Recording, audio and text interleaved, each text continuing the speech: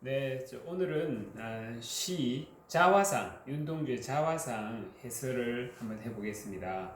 여러분이 시를 먼저 한번 읽어보십시오. 제 해설을 보기 전에 시를 먼저 한번 감상해 보시고 그 다음에 이 해설을 한번 보면서 자신의 생각과 비교해 보시고 또 새롭거나 어려운 개념이 나오면 설명을 반복해서 재생해 보시고요.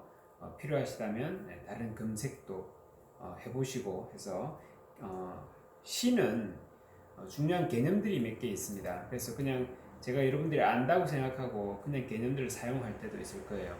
그런 걸 혹시 모르시면 찾아봐도 모르겠으면 저희 학원에 또는 유튜브에 댓글을 달아주시면 제가 확인하는 대로 최대한 자세한 설명을 해드리도록 하겠습니다. 자, 시는 읽어보셨죠? 혹시 읽어보시지 않으셨으면 일시정지 후 시를 먼저 읽어보십시오. 윤동주의 저화상인데요. 산모퉁이를 돌아 논가 외딴 우물을 홀로 찾아가선 가만히 들여다봅니다. 항상 시 속에 이런 말들은, 진술들은 누가 하죠? 네, 시적 화자가 합니다. 그죠? 근데 화자가 지금 말을 어떻게 맺고 있나요? 합니다. 전부 다 그렇죠. 매우 평범한 문장의 형태죠. 우리 시에는 압축도 하고요, 그죠? 생략도 하고요. 그다음 심지어 시적 효용을 통해서 조금 일반적으로 쓰지 않는 말들도 쓰고 그런 게 시라고 생각하는데 이 시는 굉장히 일기장에 마치 평서문으로 말을 적듯이 이렇게 담담하게 평서문 형태를 써갑니다. 그러면 시인은 이 화자가 평서문을 통해서 얻을 수 있는 효과를 노리고 이렇게 한 거겠죠. 윤동주의 다른 시들을 보면 생략이 있고 압축이 있습니다.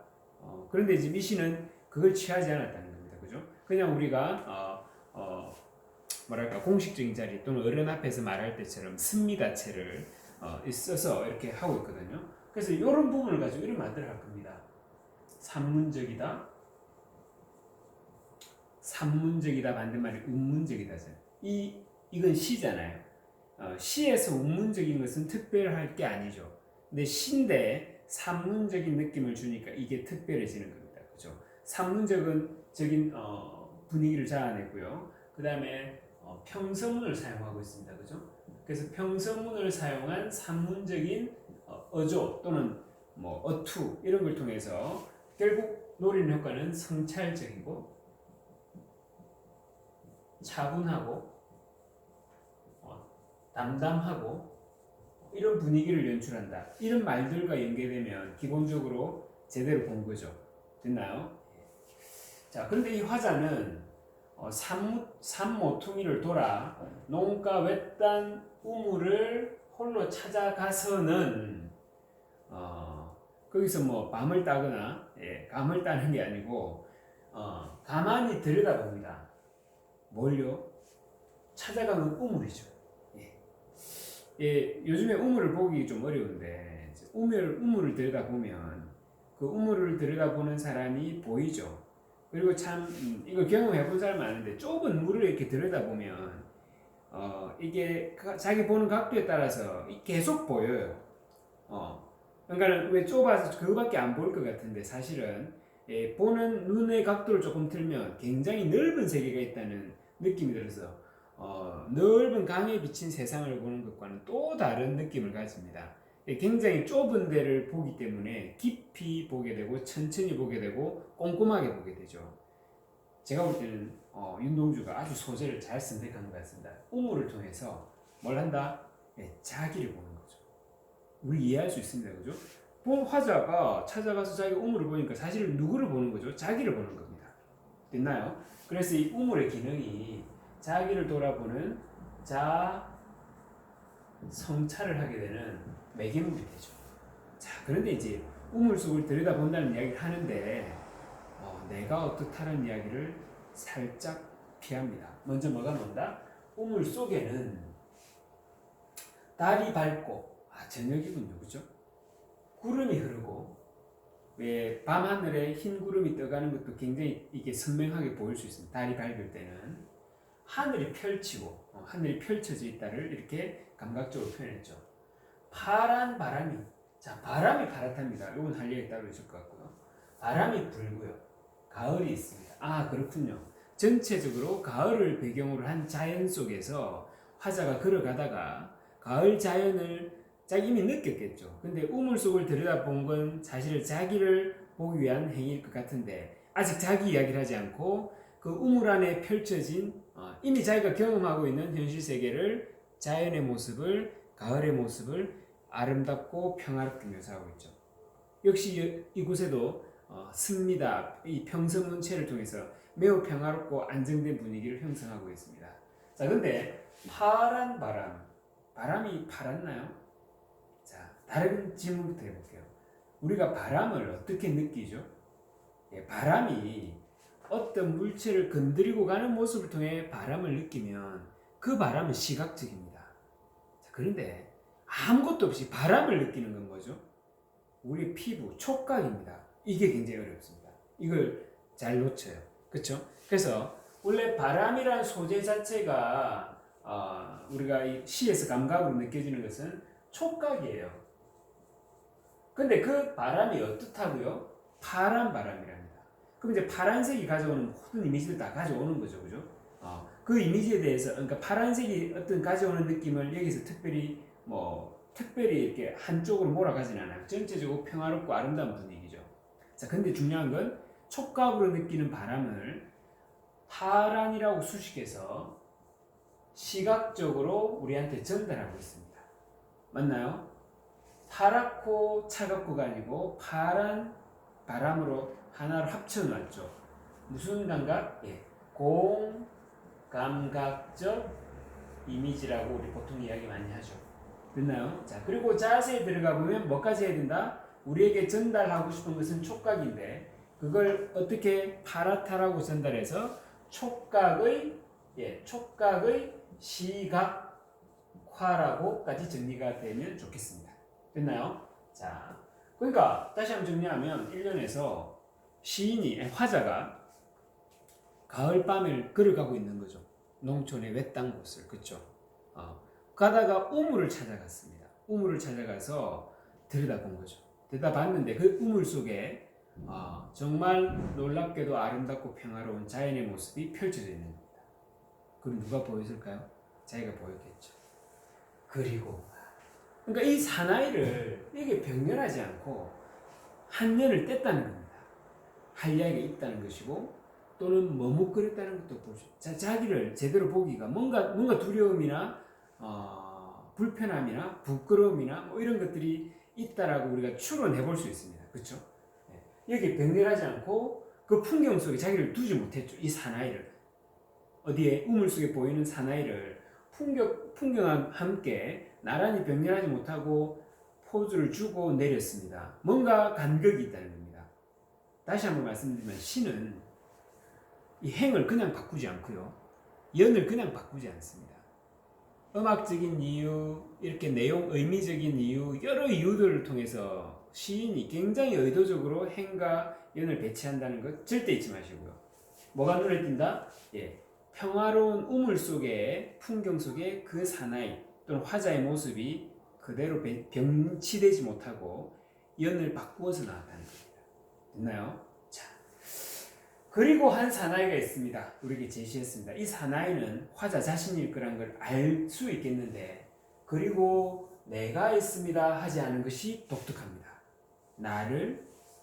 화자를 우물 속에 보이는 그 사나이로 분리하죠. 뭐 한다? 분리하고 객관화합니다. 자기를 제대로 성찰하겠다는 거죠. 그리고 윤동주 시에서 빠지지 않는 단어가 자성찰인데 조금 더 깊이 들어가면 자아를 분리시켜서 그 분리된 자아들을 가지고 엄청 깊이 들어갑니다. 근데 윤동주는 결국은 화해시키는 시가 많아요. 이 시도 그래요. 근데 대조적으로 그 이상의 그 거울 속의 나라는 그런 표현들이 있죠. 거울 속의 나는 악수를 하지 못하는 왼손잡이다. 내가 오른손을 내밀었는데 저기도 왼손을 내밀어가지고 악수를 못한다. 이렇게 화합하지 못한다. 자아가 끝까지 분열돼가지고 이상은 그렇게 살죠, 사실. 그렇죠? 예. 자, 그건 여담이고 어쨌든 이 한 사나이로 나라고 표현하죠. 그리고 거기에 나가 있습니다. 내가 있습니다라고 표현할 수도 있죠. 근데 뭐라고 했어요? 그 한 사나이 객관화 시켜버리고 시적 화자 분리시킵니다. 이 사나이는 물론 화자의 임엔 분명한데 이 사나이에 대해서 화자가 어떻게 이야기할까요? 즉 화자가 자기 자신의 분리된 객관적으로 보고 있는 자기 모습을 어떻게 묘사하느냐가 이 시에서 사실은 핵심 키포인트입니다. 자, 그러면 어쩐지 그 사나이가 미워져 돌아갑니다. 화자가 우물 밖에 있는 내가 우물 속에 있는 그 사나이를, 즉 나를 보니까 미워졌다. 무슨 이유인지는 알 수 없어요. 적어도 이 평화로운 자연, 아름다운 자연 속에 병치되지 못하는 그 나는 뭔가 화자가 볼 때 마음에 안 드는, 자기 마음에 안 드는, 자기가 원하는 만큼 화려하지 않을 수도 있겠죠. 성공적이지 않을 수도 있겠죠. 그리고 우리가 조금 더 가면 윤동주는 일제강점기를 살았기 때문에 자기가 원하는 만큼 역사적 존재로서 의무를 다하지 않는, 독립운동을 열심히 하지 않는, 적극적으로 하지 않는, 현실에 적극적으로 저항하지 않는 그런 나일 수도 있겠다라고 추론할 수 있습니다만 이 시의 시만 가지고 그까지 이야기할 수는 없죠. 그렇죠? 다른 자료가 주어지면, 이를테면 우리 문학을 보는 관점들이 있죠. 그렇죠? 문학은 현실을 반영한다는 관점에서 어떤 자료를 줄 겁니다. 일제강점기를 살았던 윤동주 시인을 이 시에 반영했다라고 볼 때, 그 현실을 반영했을 때 이 미워진 그 현실은 현실에 저항하지 못하는 나약한 지식인의 자신의 모습을 싫어하는 거죠. 그렇게까지 볼 수 있겠죠. 그게 일반적입니다. 하지만 시만 갖고 본다면, 내재적 관점에서 본다면 무슨 이유인지는 알 수 없지만 스스로의 모습에 만족하지 못한다, 이 정도까지 우리가 확인할 수 있습니다. 돌아가다 생각하니, 즉 자기 모습을 내버려 두고 가다가 생각하니 그 사나이가 가엾어집니다. 자, 그러니까 이 사람이 지금 화자가 우물 속에 있는 자기를 미워하다가, 그쵸, 미움의 정서 태도를 보이다가 가엾어진대요. 가엾어진다, 불쌍해진다, 한자로 연민한다, 그쵸? 그래서 도로 들여다보니 그 사나이는 그대로 있습니다. 당연히 그대로 있겠죠, 그죠? 근데 이제 약간 어떻게 됐어? 자기 스스로가 현실에서 저렇게 뭔가 고통스러워하고 자기를 온전히 받아들이지 못하는 자신을 본 거죠. 어때요? 불쌍하죠. 연민. 됐나요? 네. 그 사나이가 근데 다시 미워졌대요. 왜 미워졌을까요? 아직은 심리에 큰 변화가 없는 거죠. 처음에 미워져서 갔는데 불쌍해졌어. 다시 미워. 또 돌아가. 지금 어떤 행동을 반복하고 있죠. 맞죠? 돌아가다 생각하니 이번엔 그림이 달라졌습니다. 이번엔 불쌍해졌어가 아니고 그리워졌답니다. 그리움. 무슨 그리움일까요? 무슨 그리움일까요? 자, 그리움은 과거와 통하죠. 과거에 대해서 그리워하는 겁니다. 자, 어쩌면 시적 화자는 우물 속에서 현재의 자신의 모습도 보았겠지만 우리 얼굴을 보면 우리 얼굴 보고 옛날을 떠올릴 수도 있잖아요. 그죠?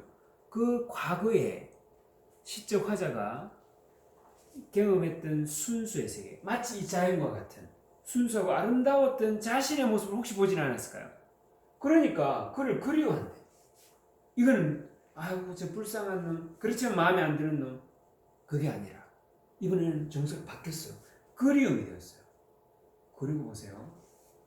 그 우물 속에 다시 우리한테 그림을 그려주는데 달이 밝고 구름이 흐르고 하늘이 펼치고 파란 바람이 불고 가을이 있는데, 이까지 이연의 반복이죠. 그렇죠? 그런데 아까 이야기했던 그 옆에 추억처럼 그리움과 추억이 연결되죠. 그렇군요.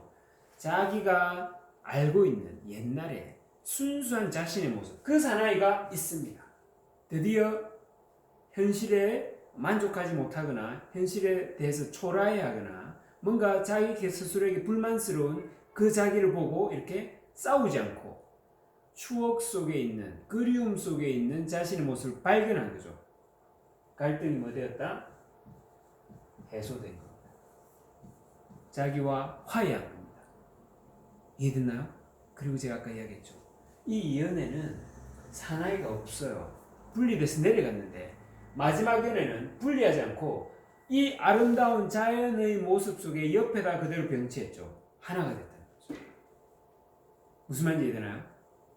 이것이 현실에서 온전한 화해고 회복인지 과거에 완벽하게 또는 조화된 자신의 모습을 그저 추억하는 것인지는 이것만 갖고는 알 수는 없습니다만, 그래도 시적 화자가 말하는 것을 현재를 따라간다면 계속해서 왔다 갔다 하는 것을 묘사한 후에 이걸 그 후반부에 배치했기 때문에 변화라고 보고 현재 과거의 모습, 즉 과거의 모습 중에 어떤 모습, 순수했던 아름다웠던 모습을 끄집어냈다라고 본다면 내면의 갈등이 해소되었다라고 볼 수 있겠습니다. 됐나요?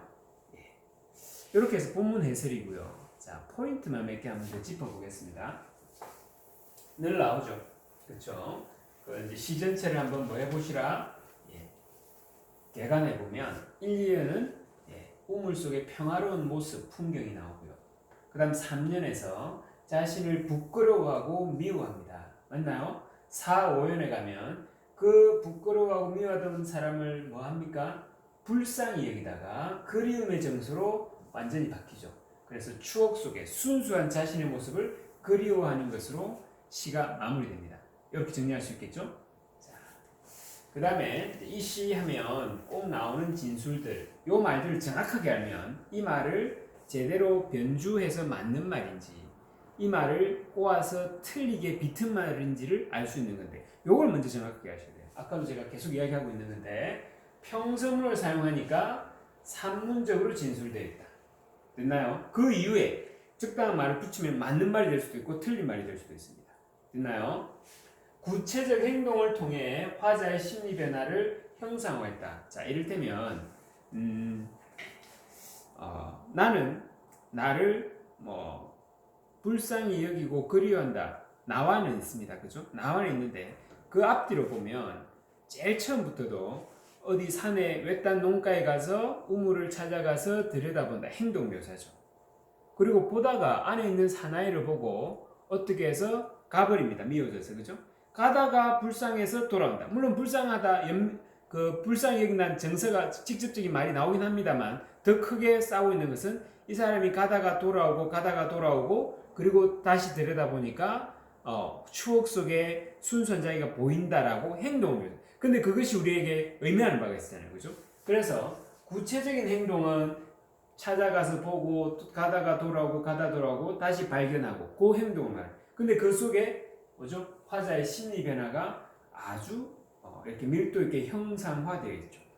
이해됐나요? 자, 그래서 이 시의 주제를 찾으면 자아 성찰과 자신에 대한 연민, 미움, 그리고 화해하는 마음. 있나요? 그렇게 이해할 수 있겠습니다. 자, 그 다음에 이 시에서 꼭 나오는 것들, 이미 설명이 다 있었습니다만 한 번 더 짚어본다면 사나이, 우물 속의 그 사나이와 사나이에 대한 화자의 심리 및 태도 변화, 이연에 집중적으로 나오죠. 처음에 미워했다가 연민했다가 미워했다가 다시 그리움. 이 그리움은 화자의 순수한 내면에 대한 그리움입니다. 그래서 이걸 찾았기 때문에 이제 화해했다고, 내면에서 자기 자신과 화해했다고 볼 수 있습니다. 자, 그 다음에 대조적인 방법이 하나 나오는데요. 수사법적으로 대조법을 말하는 게 아니고 시의 흐름 속에서 그런 현실에서 자기 불만스러운 자기의 모습과 최종적으로 화해하는 자기 모습 그 가기 위해서 어떤 우물 속에 펼쳐지는 아름다운 자연의 모습과 그 다음에 현실에서 초래해서 자기가 마음에 들지 않는 자기의 모습이 대조되죠. 완벽한 아름다움과 뭔가 완벽하지 않은 자기 모습. 그렇죠? 그래서 우물 속의 풍경은 평화롭고 아름다운 자연, 이 모습과 현실의 그 사나이는 부끄러운 모습을 갖고 있죠. 요걸 대조를 기본적으로 깔고 있다는 겁니다. 됐나요? 자, 그 다음 이 대조된, 근데 이 화자의 사실 그 소속은 자연이 아니고 그 현실이 자기잖아요. 그죠? 계속 가져가면 갈등이죠. 그게 어떻게 된다? 과거의 추억 속에 순수했던 자아를 발견함으로써 갈등이 해소되고 마지막 년에 그 아름답고 평화로운 자연 옆에 자기가 놓여있죠. 추억 속의 사나이가. 됐나요? 그 다음 우물의 기념. 처음부터 이야기했습니다만 화자가 자신의 모습을 객관적으로 성장이 아니고 성찰입니다. 죄송합니다. 성찰할 수 있는 매개체다. 이런 말들 계속 나와야 됩니다. 쓸 수 있어야 됩니다. 자, 그 다음에 화자를 자아 성찰에 이르게 하고 이를 통해 내적 갈등을 해소하게 해주는 역할까지 하죠. 왜? 결국은 추억 속의 자신을 찾아내는 것도 우물 속의 그 모습이죠. 그러니까 성찰할 수 있는 매개체를 넘어서서 갈등을 해결할 수 있는 그 길까지 우물이 매개하고 있습니다. 됐나요? 자, 여기까지 윤동주의 자화상이었습니다. 마치겠습니다.